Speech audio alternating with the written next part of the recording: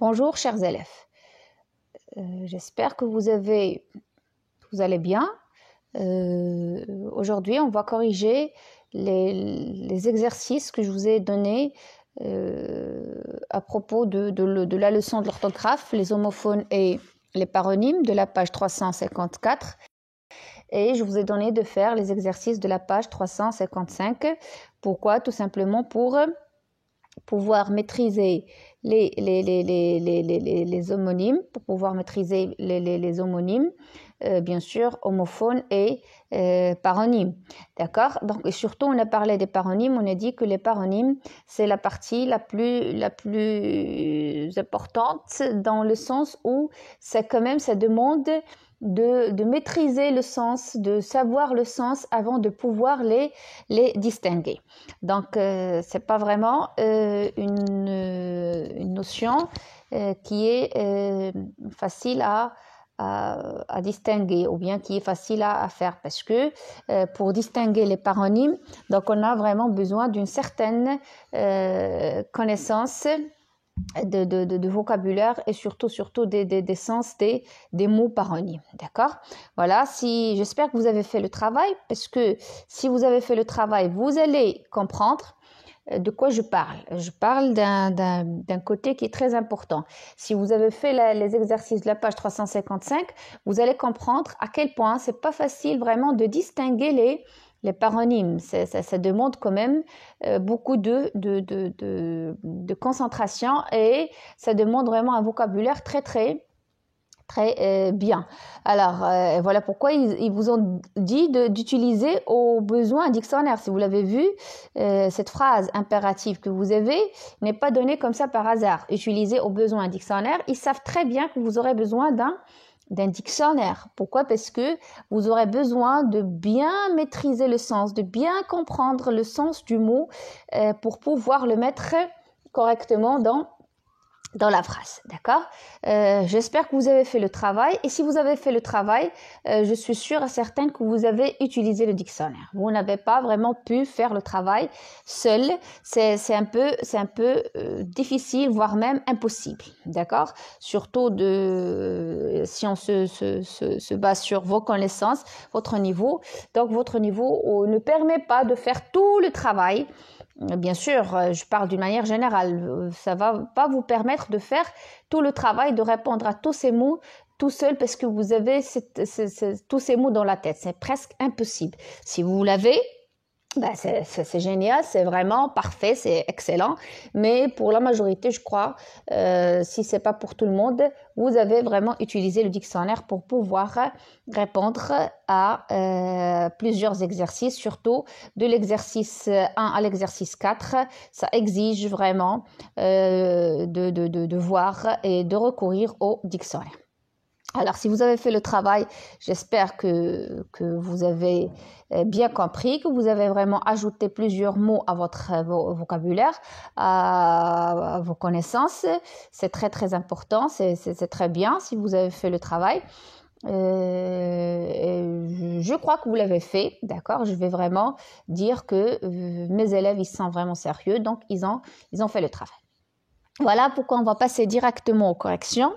J'ai pas vraiment cette capacité de pouvoir contrôler si le travail est fait ou pas, mais quand même, je vais supposer que vous l'avez fait et on passe directement aux corrections avec quelques explications de certains mots pour que le travail soit vraiment bien maîtrisé. Si on commence par l'exercice 1, donc dans la première consigne, on vous demande quoi? On vous demande de compléter avec les noms paronymes qui conviennent. Donc, écrivez les phrases obtenues.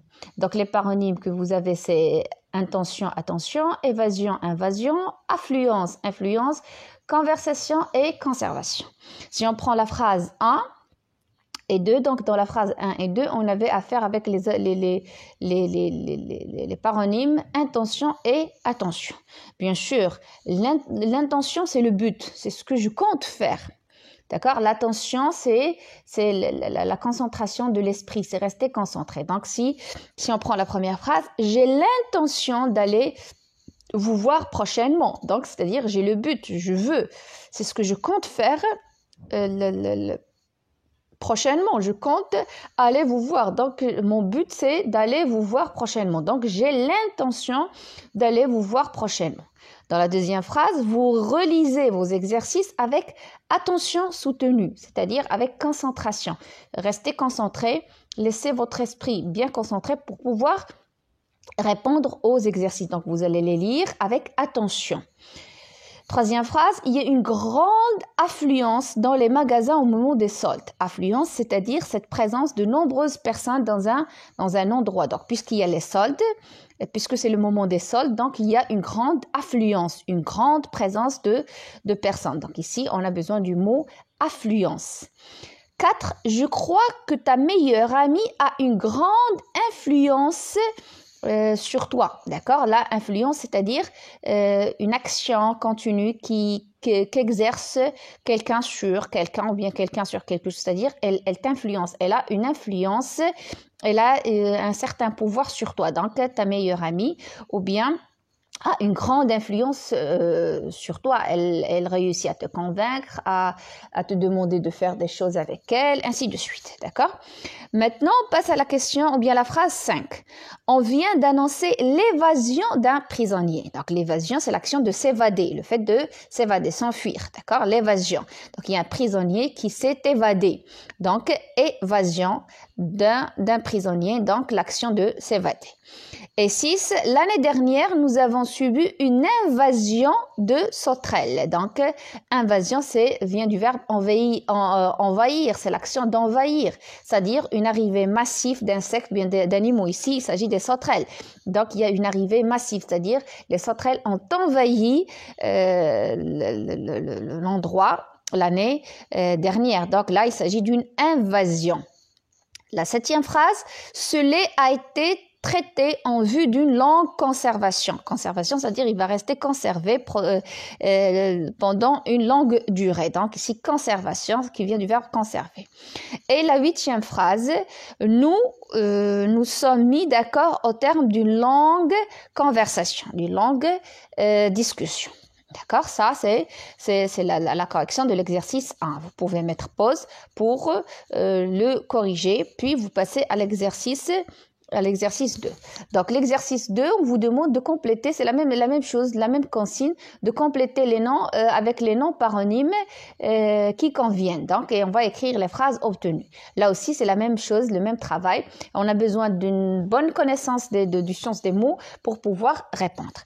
Alors, la première phrase dans l'exercice 2, tu apercevras un couloir dans le prolongement de la cuisine. Donc, le prolongement ici, c'est la longueur, d'accord? La longueur de la cuisine, c'est-à-dire le prolongement.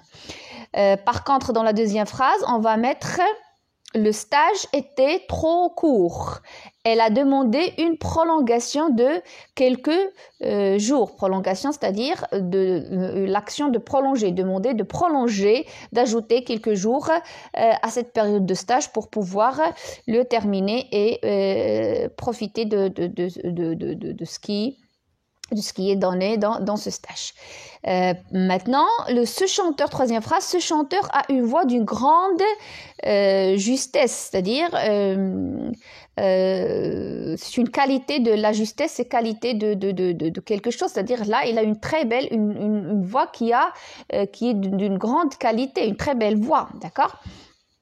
Par contre, dans la 4, la décision a été rendue dans un esprit de justice. Justice, on le sait. Donc, la justice. Donc, cette décision, elle était prise pour rendre justice, pour ne pas être injuste envers quelqu'un ou bien envers des personnes. Donc, justesse et justice. Ce sont des paronymes, mais vous voyez, donc on a deux sens complètement différents. 5. En dépassant la vitesse permise, vous commettez une infraction au code de la route. Donc, infraction. L'infraction, c'est la violation d'une règle. D'accord? Là, on a le code de la route, la loi qui précise le code de la route. Alors, si vous dépassez la vitesse permise par les panneaux de signalisation, là, vous êtes en train d'enfreindre, de violer la règle ou bien la loi du code de la route. Donc, une infraction du code de la route. Le voleur est entré par effraction dans l'appartement. Donc, par effraction, c'est-à-dire il n'est pas entré en ouvrant la porte à clé et entré d'une manière normale. Non, c'est une rupture, ou bien il est entré par force, ou bien il a cassé la porte, ou bien il a détruit quelque chose. Donc, il est entré en quelque sorte par effraction. Donc, on passe à la 7e phrase. Il a cru voir un lac dans le désert. Ce n'était qu'une illusion d'optique. Donc, illusion, c'est-à-dire voir des choses qui n'existent pas. Le maire a fait allusion à toi, c'est-à-dire il a parlé à toi dans son dernier discours, c'est-à-dire il ne l'a pas dit directement, mais à travers son discours, dans son discours, il a mentionné ou bien il a donné certains indices qui laissent croire qu'il s'agit de toi. D'accord? Voilà pour l'exercice 2 et on passe à l'exercice 3. L'exercice 3, c'est toujours la même chose, mais là, on va travailler avec des verbes paronymes et non pas avec des noms. C'est la seule différence, mais c'est le même travail. On va compléter par des verbes paronymes. Première phrase de l'exercice 3, n'oubliez pas de nous prévenir si vous venez plus tôt que prévu. Prévenir, c'est-à-dire nous le dire à l'avance. Nous dire à l'avance si vous allez venir plus tôt que prévu. Donc ça, c'est prévenir. Ces magnifiques oranges doivent provenir d'Espagne, c'est-à-dire venir. Donc là, on les importe de l'Espagne. Donc ce ne sont pas des oranges de notre pays. Donc ils proviennent de l'Espagne. Donc prévenir et provenir. Donc vous voyez deux verbes paronymes avec deux sens différents bien sûr. Les jeunes consomment trop de sucreries. Donc, trop de sucreries. Donc, consomme, c'est-à-dire mange. Il y a vraiment une grande consommation de sucreries. Le papier, le carton se consument très vite. Alors, se consument, c'est-à-dire se détruisent. Ils sont faciles à détruire. Donc, ils ne sont pas vraiment si solides et si forts pour pouvoir résister. Donc, le papier et le carton, ils se consument très vite. Voilà. Alors maintenant, le froid a coloré mes joues d'une belle teinte rosée. D'accord? Colorer, c'est donner une couleur. D'accord? Moi, je suis sortie, il faisait vraiment très très froid. Alors, ce froid, il a donné à mes joues une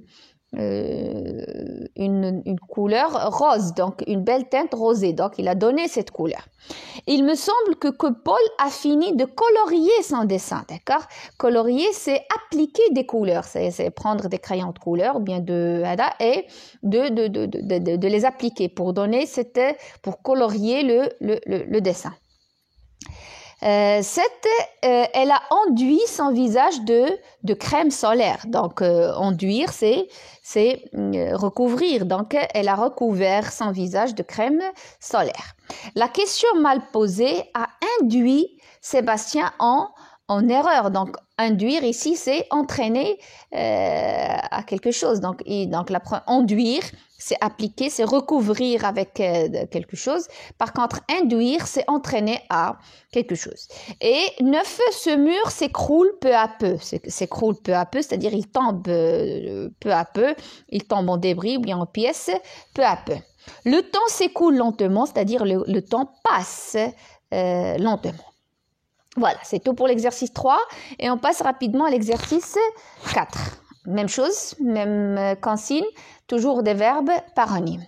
Alors, 4. Avec mes amis, nous discutons souvent de musique et de cinéma. Donc, discutant, c'est clair, c'est le verbe discuter, c'est parler avec plusieurs personnes, d'accord? Parfois, nous ne sommes pas d'accord et nous nous disputons. Donc, disputer ou bien se disputer, c'est-à-dire avoir un conflit ou bien se bagarrer. C'est-à-dire, on s'entend pas, donc on se dispute. D'accord? C'est pas discuter. Se disputer, c'est-à-dire, on montre qu'on n'est pas d'accord. Des fois, on crie, des fois, on n'aime pas que l'autre nous impose son idée, ainsi de suite. Troisième phrase, la plaie non nettoyée s'est vite infectée. D'accord? Infectée, c'est-à-dire contaminée. Et le marécage est infesté de moustiques. Là, infesté, c'est-à-dire ravagé, attaqué par les moustiques. Donc, vous voyez infecté, contaminé, infesté, ravagé, attaqué. Donc, verbe paronyme, mais c'est pas le même sens, bien sûr. 5. Il a été affligé par cette mauvaise nouvelle. Donc, affligé, c'est en quelque sorte, il est frappé par un mal ou bien il est choqué donc, par cette mauvaise nouvelle. Donc, cette mauvaise nouvelle lui a causé un certain mal. Donc, il ne s'attendait pas à cette nouvelle. D'accord? On lui a infligé une sévère punition, c'est-à-dire on lui a donné donc, une sévère punition. Donc, je crois ici, c'est clair. Donc, infliger, c'est-à-dire donner donc, une punition. Dans ce sens, bien sûr. Maintenant, on passe à la 7e phrase. Ce roman a été adapté à la télévision. C'est clair, adapté, c'est-à-dire on a adapté l'histoire écrite à une histoire filmée sous forme de film, bien sûr, avec des résumés, on transforme l'histoire en scénario, ainsi de suite, pour qu'elle soit apte d'être filmée et d'être diffusée à la télévision. La solution qui a été adoptée est la meilleure. Ici, qui a été adoptée, c'est-à-dire qui a été prise, qui a été prise par ceux qui ont pris la décision. Donc, et 9, ce vieil homme prend plaisir à évoquer ses jeunes années, donc à évoquer, à se souvenir, à parler de ces années lorsqu'il était jeune. 10e phrase, en larmes, la prisonnière ne cessait d'invoquer les dieux pour qu'ils permettent un terme à son supplice. Donc ici, invoquer. Et on passe à l'exercice 5. 5, c'est tout simplement, on a deux expressions, ce que, et ce que. Donc ce que et ce que. Donc ce que, vous voyez, donc on a ici, dans les deux cas, on a un pronom démonstratif avec un pronom relatif. Mais lorsqu'on cherche la fonction, bien le rôle dans la phrase, ce n'est pas le même. Ce que, c'est toujours au singulier, d'accord? Par contre, ce que, c'est toujours au pluriel. D'accord? On va voir. Donc, tout ce que tu me dis m'intéresse. Tout ce que tu me dis, d'accord, m'intéresse. Donc, ici, c'est ce que. Tout ce qui, ou bien que, j'ai vu porter un petit chapeau rouge. Donc, tous les gens, ou bien tous les élèves, ou bien tous les participants que j'ai vus portaient un petit chapeau rouge. Donc, tous ceux que j'ai vus portaient un petit chapeau rouge. Donc, que ceux qui sont intéressés lèvent le doigt. Donc, les personnes intéressées, les élèves intéressés, les gens intéressés, les étudiants intéressés, ils lèvent le doigt. Donc, que ceux qui sont intéressés lèvent le doigt. 4. Je ne relève que ce qui répond à la question. Ce qui répond à la question. Donc, je ne relève que ce qui répond à la question. La lecture, c'est ce que je préfère, c'est ce que je préfère. Et les romans policiers sont c'est-à-dire sont les romans que je lis le plus souvent. Et on passe à la dernière question, c'est remplacé avec ce qui ou bien ce qu'il, d'accord? Donc, ce qui et ce qu'il. Bien sûr, première phrase, Pierre n'a rien dit. On ne sait pas ce qu'il a décidé, ce que Pierre a décidé, donc ce qu'il a décidé. Je me doutais de ce qui allait arriver, d'accord, de ce qui allait arriver. Donc, vous voyez, donc ici le qui, c'est c'est pas comme qu'il. Donc, ce qu'il et ce qui, d'accord. Avec ce qu'il, il y a toujours le il est, c'est le pronom personnel qui est le sujet du verbe. Mais avec qui, c'est qui le sujet du verbe. Elle sait ce qui me plaît. D'accord? Elle sait ce qui me plaît. Qui me plaît.